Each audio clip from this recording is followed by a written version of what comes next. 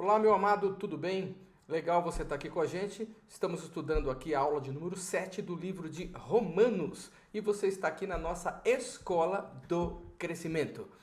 Você vai assistir este vídeo no nosso YouTube e eu gostaria que você comentasse no vídeo, também curtisse a aula e compartilhasse com seus amigos, não tem problema nenhum, ok? Um grande abraço e vamos lá para a nossa aula, então, número 7 de Romanos. Em nome de Jesus. Quero agradecer aqui ao nosso saudoso pastor Ari Veloso, que já está na glória e nos deixou esse estudo maravilhoso, ok? Nós vamos aqui do lado esquerdo aqui, a lição de número 7, então, onde estamos estudando o livro de Romanos 2. E já começando a ler o texto que ele deixou para nós, diz assim: o quadro pintado no primeiro capítulo de Romanos é algo feio, horripilante, assustador, e Paulo sabe que o judeu faria, então, duas coisas. Primeiro, concordaria que o pagão, o romano, o grego e todos os não-judeus estariam debaixo desta condenação, ou seja, todos pecadores, né? Logo diriam, eles são assim mesmo, mas nós, judeus, somos diferentes. E será que é assim mesmo? Paulo está nos levando a um tribunal de julgamento no livro de Romanos e o seu propósito é listar os argumentos e deixar claro que tanto o homem como a mulher estão em desobediência e alienados de Deus por causa do pecado. O pecado separa o homem de Deus. E lá no capítulo 1, no finalzinho, ele lista uma série de pecados, então, horripilantes, que a gente tem que ficar aí tomando conta todo o tempo se a gente não está naquele caminho ali, né? Ele já provou no capítulo 1 que o gentil, o homem sem Bíblia, peca, ok? E agora no capítulo 2 vai demonstrar que o judeu, o homem que tem o Velho Testamento, também peca. Então sabemos que o capítulo 1 do livro de Romanos fala do problema do homem. Agora, no capítulo 2 fala do problema do homem e diz que o gentil, o capítulo 1, gentil peca. Agora o 2 o judeu também peca. Vamos lá? Então, o esboço do capítulo 2 você vai ver na tua aula aí, e eu quero já iniciar esta aula dizendo do o julgamento de Deus. Dos versículos 1 ao 16 é o que nós vamos estudar. Então, Romanos capítulo 2, versículo 1 diz assim, vamos lá. Romanos capítulo 1 diz assim: portanto, você que julga os outros é indesculpável, pois está condenando a si mesmo naquilo em que julga, visto que julga, pratica as mesmas coisas. Sabemos que o juízo de Deus contra os que praticam tais coisas é conforme a verdade. Ok? E eu vou ler aqui, depois a gente exemplifica. O homem anda cego quanto a seu estado real. Vamos lá em 2 Coríntios, capítulo 4, versículo 4. 2 Coríntios, capítulo 4, versículo 4 diz assim: nos quais o Deus deste século cegou os entendimentos dos incrédulos, para que lhes não resplandeça a luz do evangelho da glória de Cristo, que é a imagem de Deus, ok? Então, o homem está cego neste século, é o que o apóstolo Paulo nos mostra de maneira clara aqui em 2 Coríntios, capítulo 4, versículo 4. Romanos, então, capítulo 2, versículo 3, diz assim: assim, quando você, um simples homem, os julga, mas pratica as mesmas coisas, pensa que escapará do juízo de Deus? Devemos aplicar essas sentenças a todas as pessoas chamadas respeitáveis ou boazinhas, que dizem: eu não sou como aqueles que roubam, como aqueles que adulteram, como aqueles que ficam olhando a vida dos outros. Só de falar eu não sou como aquele, significa que você está se comparando. Logo alguém vai se comparar com você e dizer a mesma coisa. Eu não sou como ele, que fica comparando, que fica julgando. Olha que aqui começa a ficar muito séria a coisa, ok? Devemos aplicar essa sentença a pessoas respeitáveis ou boazinhas que dizem: eu não sou como aqueles. Presta atenção, você é um destes. Você é um destes que fica aí, eu afirmo e pergunto, você é um destes que fica querendo julgar a vida do outro? E ao mesmo tempo eu posso afirmar, porque todos nós, num determinado momento, a gente quer colocar o dedinho na vida de outro, né?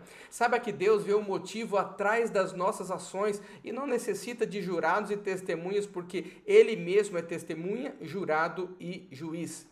E vamos prosseguindo aqui no versículo 4, para a gente chorar mesmo, porque a gente vai ver quem a gente é. Versículo 4. Ou será que você despreza as riquezas da sua bondade, tolerância e paciência, não reconhecendo que a bondade de Deus o leva ao arrependimento?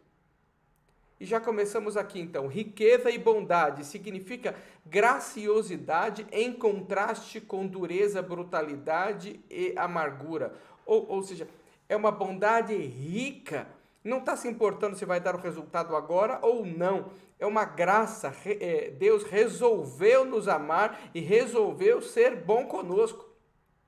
Veja o decorrer do versículo 4, quando fala as riquezas da sua bondade, da tolerância e paciência. Então, vamos lá, bondade primeiro. Bondade em preservar o homem, provendo e protegendo, mas ele despreza tudo isso, então Deus mostra a sua tolerância. Deus mostra a bondade, o amor de Deus através do seu Filho Jesus. O homem não aceita, Deus tolera. Deus tolera. Quem somos nós para julgar alguém se o próprio Deus tolera? Deus não manda um raio ou termina com o homem quando ele se mostra orgulhoso, adúltero, fofoqueiro, mentiroso, mesmo que ele mereça. Literalmente a palavra tolerância significa uma trégua ou uma cessação de hostilidade. Até a doença pode ser um sinal de tolerância divina. É Deus chamando e aumentando a oportunidade para o homem pensar. Ou seja, Deus nunca desiste de mim e nunca vai desistir de você. Ok? Longanimidade ou paciência. Olha os atributos que Deus coloca sobre ele, porque ele está nos aguardando dessa forma. Rejeitada, então, a bondade, a tolerância, ainda vem o que? A longanimidade, ou seja, uma espera longa. Isto é a qualidade de autocontrole em face a uma provocação.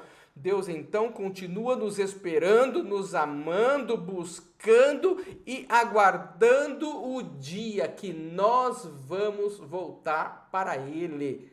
Olha que coisa impressionante. Deus não desiste de nós nunca. Arrependimento.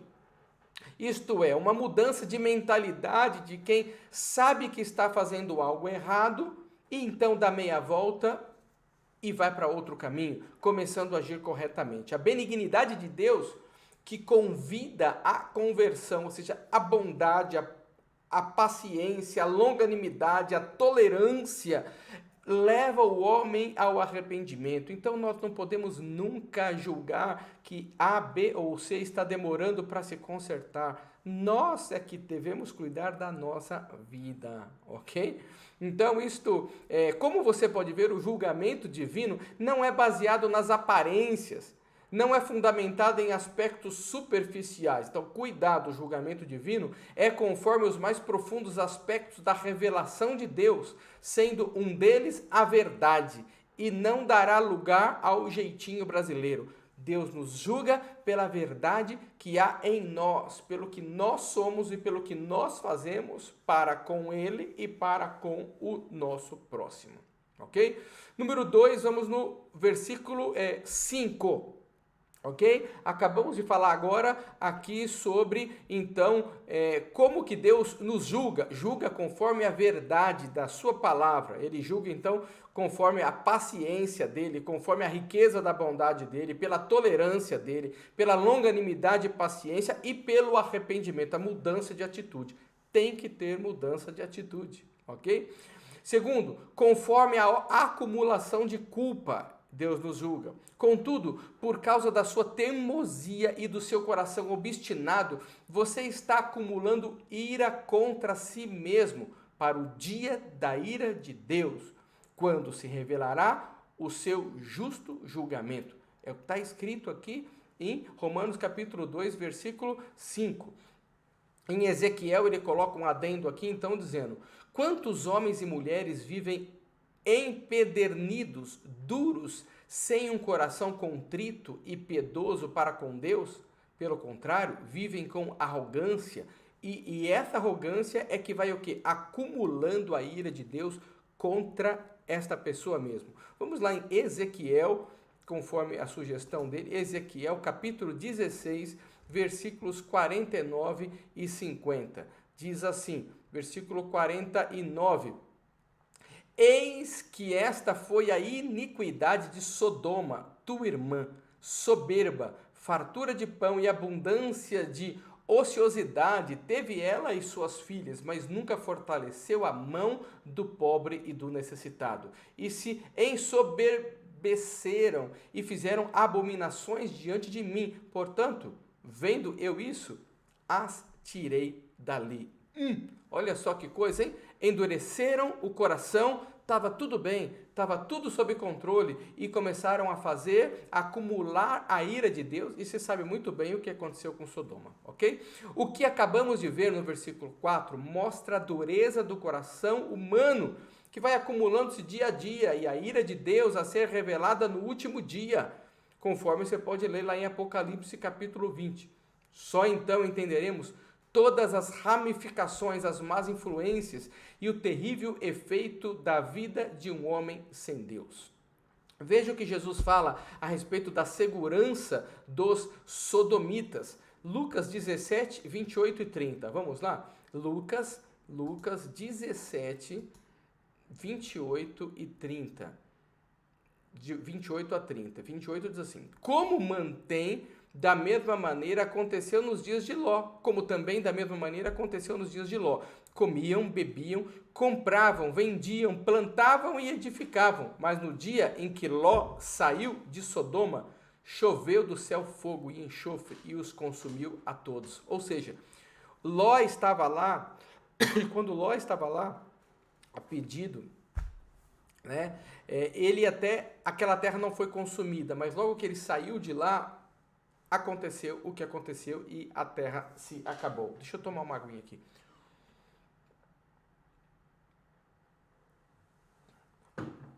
Se a bondade de Deus não está levando o homem ao arrependimento dia a dia, momento a momento, então ele estará acumulando a ira de Deus sobre si mesmo. Então, meu amado, nós precisamos nos cuidar, ok? Perguntas vai estar aí no teu questionário. O que foi visto até agora que mostra o endurecimento do coração humano acumulando a ira de Deus sobre si mesmo? O que temos visto até agora? Tá tudo bem, tá tudo legal, vou continuar praticando o meu erro. É o que a gente tem visto nos dias de hoje. Por que precisamos de salvação? Porque senão vamos acabar como Sodoma e Gomorra, indo para o inferno. É possível uma pessoa salva acumular pecado? Claro que é, se ela não se arrepender, conforme 1 João, capítulo 1, versículo 8 e 9, e confessar o seu pecado, ela vai acumulando a ira de Deus sobre a vida dela. Acumulando a ira de Deus. Imagina quando a ira vier. Como isso pode acontecer? Acabei de falar, né? Ela não se arrependendo dos seus pecados. Como anda a sua vida? Você diria que não há pecado que não tenha sido confesso e deixado? Ou você tem um pecado de estimação? Ok? E lá em 1 João 1,9, ele diz exatamente para você então confessar o teu pecado que o Senhor é fiel e justo para vos perdoar os pecados. Eu vou ler para você aqui 1 João, sim, assim que eu achar aqui na Bíblia. Aqui, 1 João, capítulo 1, versículo 9. Se confessarmos os nossos pecados, Ele é fiel e justo para nos perdoar os pecados e nos purificar de toda a injustiça. Ele está aqui pronto para nos purificar de toda a injustiça. Que injustiça é essa? Você não foi feito para sofrer, eu não fui feito para sofrer. Nós fomos feitos para viver as maravilhas de Deus e isso é injusto. Jesus pagou por nós. Viva a tua vida em liberdade. E pare de olhar para a vida dos outros, ok? Vamos para a nossa próxima aula daqui a pouquinho, em nome de Jesus. Tchau, tchau.